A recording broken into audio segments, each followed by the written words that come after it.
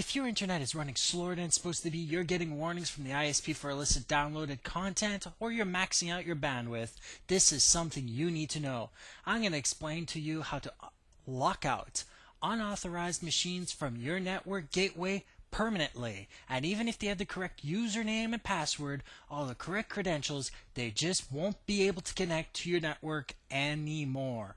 Learn how to control your network, one computer at a time.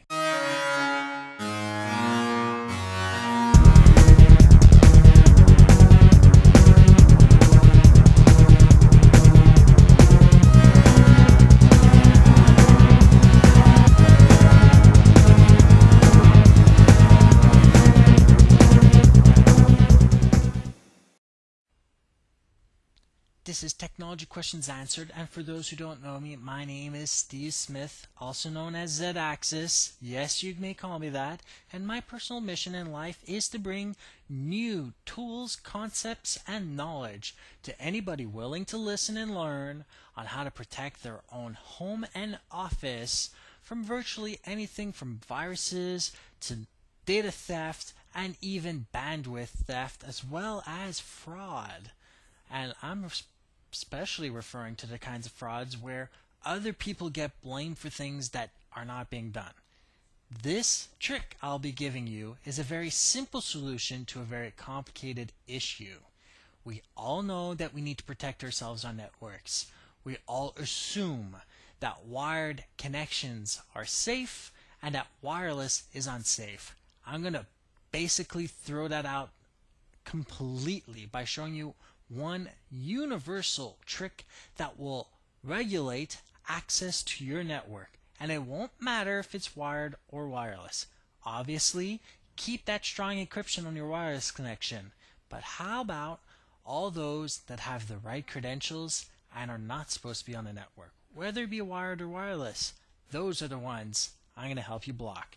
Now, this week's topic basically covers something called Media Access Controller Address Filtration, what I call MAC address lock. All devices, smartphones, tablets, netbooks, laptops, desktops, servers, NAS drives, anything has their own unique media access controller address. This is unique. Don't go around saying, what happens if there's two in my office that have exactly the same? No, don't even try that. They're unique. Don't worry about it. If somebody has the same one, they're spoofing it. Those are the people I want you to get off your network. So, let's talk about it. It is a unique address to each and every single device. They can be similar, but they can never be identical. And this is because the way it's composed is of 16 characters, letters, and numbers in a unique pattern defined at the beginning when it was manufactured. And a part of that address is the manufacturer, and the other part of the address is the device ID. Calling together makes a unique MAC address. Sony and Samsung will never produce two machines with the same identical MAC address. They don't have the same MAC address ID for their businesses. So, now that we've gotten that across, deployment of this method, the time taken to do this, will obviously depend on the size and number of devices you want authorized on your network. If you're a home user or a home business or a small office professional, you're not going to have as many machines as a corporate center. Now, obviously, there are ways around this issue. Obviously, most computers are connected to very specific gateways. So let's get this across. Each set of computers connected to a specific gateway can be assigned to that gateway. All you have to remember, Mr. IT, is when you move the computer to move the MAC address over. So let's take it down to the smallest possible denominator. In order to connect a machine using the media access controller address filtration, you need to activate the access control within the gateway, and it only sounds more complicated than it actually is. The majority of these gateways, also known as a router by the way, already has the firmware inside activated and waiting for you to turn it on to actually do this. All you need to do is access the network filtration access control or media access controller address filtration option in your router, usually under the advanced menu, and then actually add in the addresses of each devices. Now, obviously, if you need to go and get them manually, and the majority of businesses have Windows, you only need to verify the network connection status, and under the Support tab, select Details and take note of the physical address. The physical address, another term for media access controller address, is the MAC address you need. You write it down, bring it to the gateway, and you write it in. Just make sure that you do this over a wired connection so it's not broadcasted. Nobody leaches the connection, nobody leaches the details, nobody knows all about it. Obviously, once you start doing this, you can actually lock the IP address to that media access controller, and that will actually enable you to do more accurate logging of the traffic within your network. So like I said at the beginning of the show, if you want to know why your internet's slower, or why you're getting illicit download warnings, or why you're passing your bandwidth gap, the first thing you need to do is lock out all the unauthorized users. Once they are locked out, if the speed comes back and the warnings stop, you know it was illegal access to your network that was doing this. Now, if it continues, the fact that you're now locking the media access controller to a specific IP and possibly turning on logging will allow you to figure out which machine is responsible, at which point you can take all the necessary precautions and or deal with the employee or inform the employee or whatever, or make a brand new set of policies saying we record the traffic, don't do anything stupid. Now, there are a few positives and negatives about this. Obviously, blocks all the wired and wireless access of unauthorized machines. That's cool with me. It also saves money on the bandwidth at the same time if they are the culprit, obviously. Prevents all unwanted leaching of traffic and bandwidth. Again, same issue. Only if the person connecting was the unauthorized user. May already be included in the firmware. Actually, how about we go with 99% already there. Prevents network data from being downloaded to unauthorized computers and devices and does help prevent commercial espionage. Also prevents visitors from hijacking your network. Two things you need to deal with. Now, especially commercial, but also the private citizen. You don't want people connecting to your network, getting to shared folders, downloading content they're not even supposed to have. Locking the media access controller will A, prevent unauthorized visitors and users from ever connecting.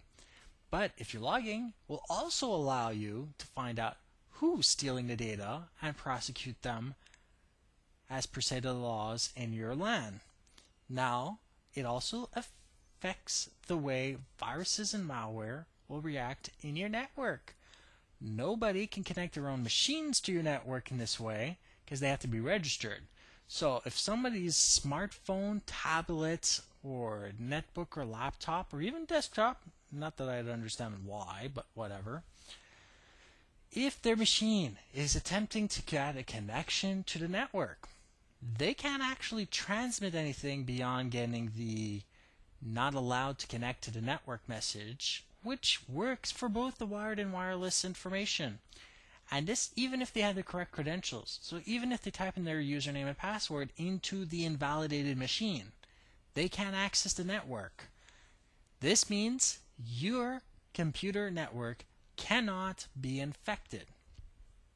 So, besides the little shortfalls of authorized machines not being able to connect because somebody forgot to register them, and because you also need manual acceptance, encryption is still required, and does cost a little bit more to deploy at the beginning, you will save money, or you will figure out where all your money is going, which will allow you to save money. In the long run, you'll save money. In the short run, you'll spend a little bit more. But as the old notion goes, you got to spend a little money to make a lot of money. So, besides that, I only have a few precautions for all of you, whether you be the personal home user or the commercial user. Always make backups of the gateway settings. Like you would back up the data, make backups of the gateway settings. So if anybody actually tries to crack the router or hack it or whatever, and the router fails, you just restore the settings, and that's it. Always use a strong password. And in the case of a gateway, if you want to make sure nobody spoofs, especially in a commercial setting, the MAC address, lock out the control panel in Windows so nobody can figure out what the network status is of the machine. It's not written anywhere except the box that it came with and inside the device. If you make it impossible to connect to the BIOS and impossible to connect to the control panel, especially the network settings, they cannot figure out what the MAC address is, therefore they cannot spoof the address and connect illicitly to your network. Also, when you deploy a wireless network with this technology, please bear in mind you still need to encrypt the data because sniffers can still sniff out MAC address locked computers information sent out in the clear. They can still see the data. You need to encrypt all wireless communications and use extremely complicated, non-worded, multiple character type, numbers, and special characters in all passwords. Also, keep a list of known users, MAC addresses, and IPs for future reference. If ever something legal or illegal happens within your environment, you will at least know who is responsible or where it came from. So, just a few pieces of great news that I have gone through this week. If you followed all my suggestions, you should be having a faster, more reliable, much more secure, unauthorized user-free experience. Also,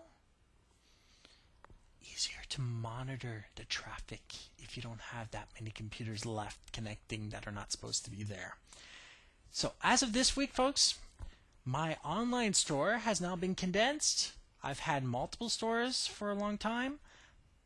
CafePress.ca has now actually allowed everybody to have what was known as premium stores, and for a specific fee allows us to run all our unique apparel and gear in the same store. So if you want to head over and see my new store, Cafe Press, CAFEPRESS.ca/ZEDAXIS.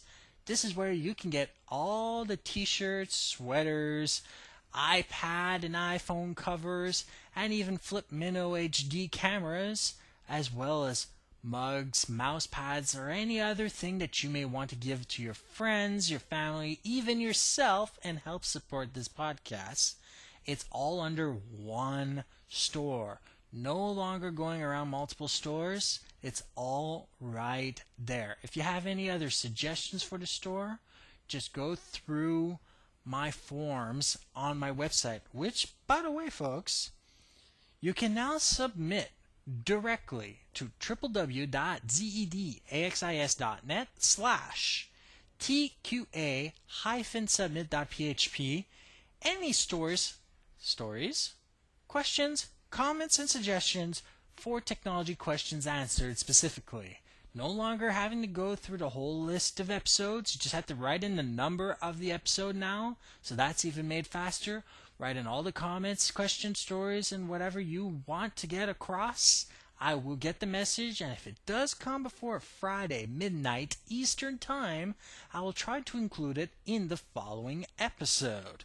Also, to get yourself counted and your opinions heard, you can complete our listener survey, which you can also do anonymously, and that will allow me to take into account what do you think about the show, the content, and the overall show feel. The link is available on the homepage at www.zedaxis.net next week. By the way, because we all know the government and everything and the police is all listening and everybody can see your emails going through the air, I'll be explaining how to protect and encrypt all your emails from now on using PGP email encryption certificates. And get this, folks, I have a special surprise.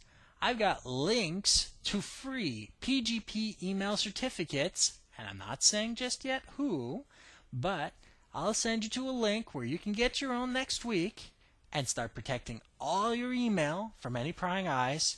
Whether it be good or bad, I don't care. I'm just here to show you the technology.